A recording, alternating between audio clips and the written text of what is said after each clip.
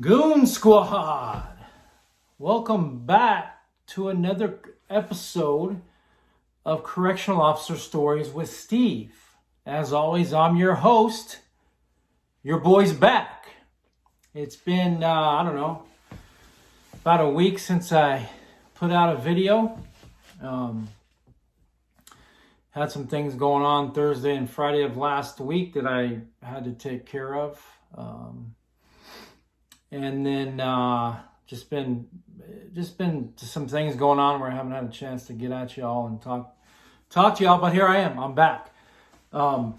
As I've said, I'm trying to get some interviews done. I've reached out to Real Talk Recovery. So if you happen to watch this, I know that we plan to get together and kind of go over some things. I'm going to give you a call. I've just had some things come up that I need to take care of and tend to. And then there's some other folks that I need to reach out that have called me. So, no disrespect there. I think you know who you are if you're watching this. I just haven't had a chance to get back to you. It's been super busy. Anyway, let's get into today's topic, okay? Let's talk about AZ prisons and the closing of the Florence facility. Now, a lot of you guys, you might click off my video now because I'm not telling a story about a time that I was involved in something crazy. But listen, stay tuned because that's a big closure. That's a huge cost-saving measure for the Department of Corrections, the Arizona Department of Corrections. Florence facility, specifically Central Unit, is a historical facility. It's 5 tiers. It's still got the bars. It's where Arizona Department of Corrections houses a lot of their, mostly, it's level 5 max custody inmates. So now they're going to have to disperse the inmates. They're going to have to transfer them to the Iman Complex, which is down in Florence, Arizona, to some of the contracted CCA facilities. And then I'm hearing that they're going to be sending them to some of the local county jails. Now, you guys that have been on the other side of the fence as an inmate, you tell me, drop a comment.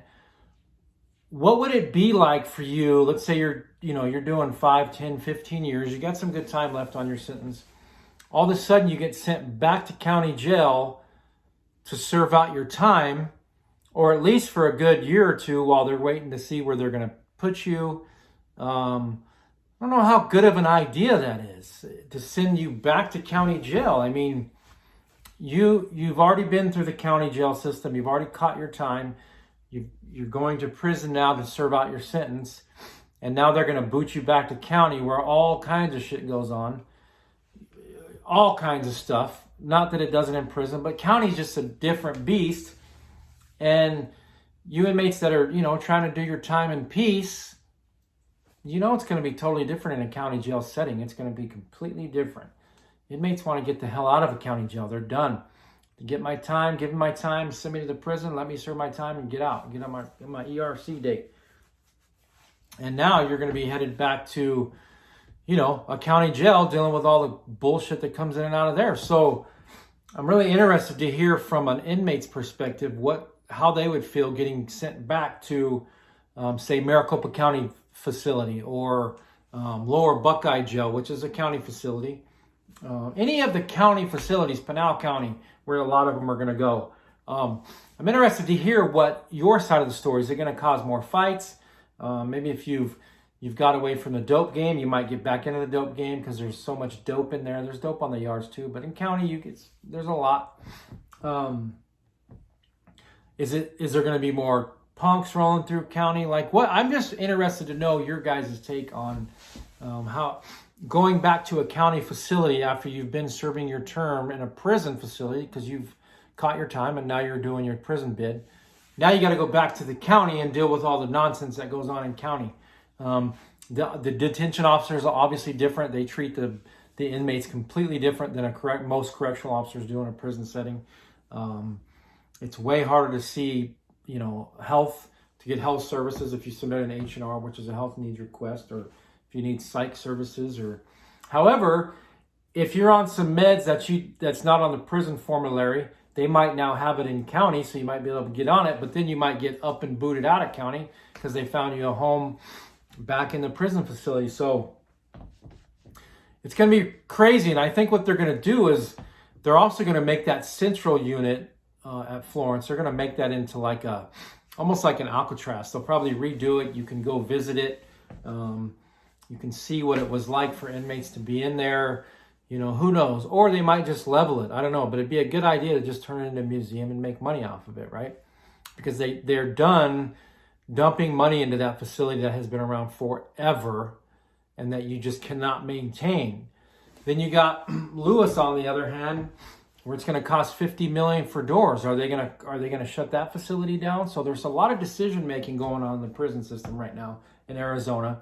Now it's called Arizona Department of Corrections Rehabilitation and Reentry. So what it sounds like to me is eventually, I think the Department of Corrections won't be a state entity anymore. It'll be its own entity and they'll privatize it. Therefore, yeah, the officers have been wanting to make more money for a long time. We're going to pay you more money in the private sector. You can bet your ass on that, but we're not going to offer you the benefits. You're not going to have a retirement. So I don't know. I mean, that's just me throwing that out there. That's just completely my opinion. I could be totally wrong. You know, I don't know, because you got officers that are retired that had paid into court for 20 plus years. If they take that away and they privatize it, are they going to carry the retirement over where you still got to pay into the corp, which is the Correctional Officer Retirement Program? Does that go away? What happens? I don't know.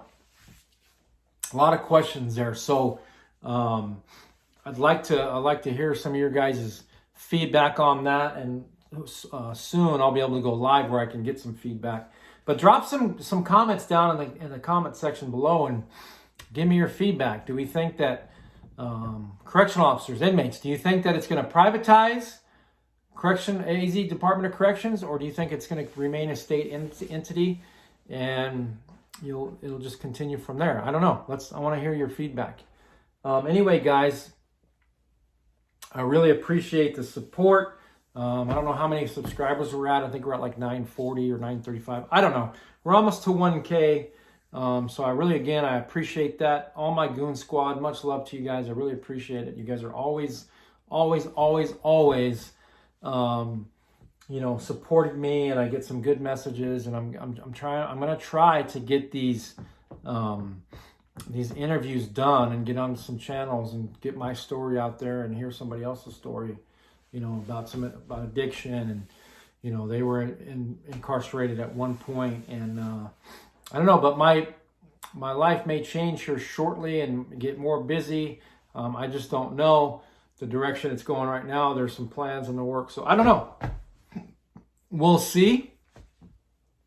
I basically just got told at my employer the other day that we may not get a raise for like 2 to 5 years. So maybe time to go. I don't know, but just kidding. Anyway, I was thinking about the story I told the other day with the guy, just real quick, the person that ended up catching his wife, and then he murdered his wife, murdered his kids, fed them to his wife, and then, obviously first he murdered the guy that did that. I got a lot of feedback on that, and not in the comments. I got a lot of feedback to my email address, which is pretty crazy feedback. So you're going to hear a lot of that type of shit in the prison facility because it goes on. There's the most heinous crimes you can ever think of. It's a prison setting. What do you expect, right? So you might hear things that are worse than that. You know what I mean? That guys and gals that have killed 20 and 30 and 40 and 50 people, murdered them heinously, or robbed and killed and stole, and you name it. When you're going to work in a prison facility, just remember, just because you don't ask somebody or just because you don't look it up, you're going to hear what their crime is. So if you're going to go into corrections, be prepared to hear some crazy shit. And if you don't have thick skin, then that ain't a job for you. You know what I mean? Check into something different. Go look at being a Walmart greeter or something like that. But really, I'm serious. Like, if you're going to go into corrections, know that you're going to see fights. You're going to see blood. You're going to see overdoses. You're going to see it all. So be prepared for that. You know what I mean? It's hard to prepare for something like that, but just know you're going to see it. So have a mental mindset of, you know, you just got to have thick skin and keep rolling, and you're going to hear crazy shit. And, you know, it just depends. But be prepared to not take that shit home into your personal life, because it'll bleed into your personal life and then it'll F things up with your personal life. I'm telling you.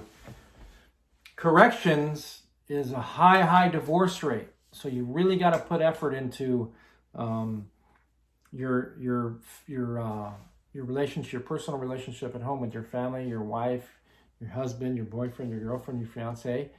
You might be putting in a lot of hours at work, and you might not be home a lot, but hey, you're trying to provide, right? So there's a lot of different reasons, and obviously there's always temptation out there. You might end up effing up and getting with an officer, and then what? You're screwed, right? You're married or you got a fiance. You better not be getting with an effing inmate. That better not be happening. But, you know, you might be getting with an officer, or who knows what's going to happen. But just be prepared for not only having that stress at work, but a stressful environment if you take it home. Anyway, Goon Squad, thanks again for supporting. My next video will be, we'll throw a war story out there, and we'll just keep it coming. Appreciate y'all. Peace.